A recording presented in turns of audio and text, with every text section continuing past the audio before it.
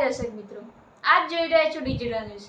જોઈએ આજના મુખ્ય સમાચાર ફરી એકવાર ડિજિટલ ન્યૂઝ સાથે। આજ રોજ સતલાસણા ખાતે આવેલ પ્રજાપતિ આર્ટ્સ કોલેજ સંકુલમાં નશા મુક્ત ભારત અભિયાન અંતર્ગત વ્યસન મુક્તિ કાર્યક્રમ અને શપથ ગ્રહણ વિધિ યોજાઈ, જેના ભાગરૂપે તારીખ 20 જૂન 2026ના રોજ સતલાસણા કોલેજ સંચાલિત science and commerce college Satlasana ખાતે રાષ્ટ્રીય સેવા યોજના NSS વિભાગ દ્વારા આજે તારીખ 20/6/2026ના રોજ નશા મુક્ત ભારત અભિયાન અંતર્ગત એક વિશેષ અને પ્રેરણાદાયી કાર્યક્રમનું ભવ્ય આયોજન કરવામાં આવ્યું હતું। આ કાર્યક્રમનો મુખ્ય ઉદ્દેશ યુવાધનને વ્યસનના દૂષણમાંથી બચાવવા અને સમાજમાં જાગૃતિ ફેલાવવાનો હતો। કાર્યક્રમની મુખ્ય ઝાંખી વ્યસનના નુકસાન અંગે માર્ગદર્શન।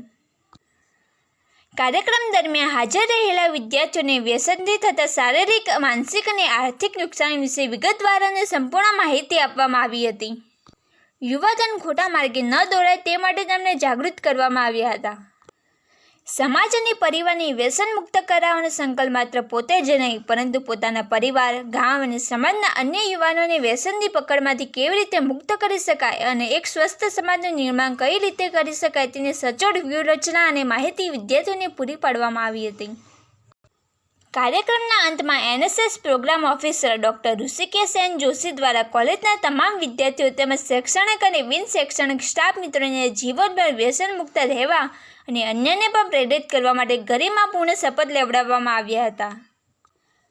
આ સમગ્ર કાર્યક્રમનું સફળ આયોજન કોલેજના આદરણીય આચાર્ય શ્રી અમન આર જોશીના યોગ્ય માર્ગદર્શન હેઠળ કરવામાં આવ્યું હતું।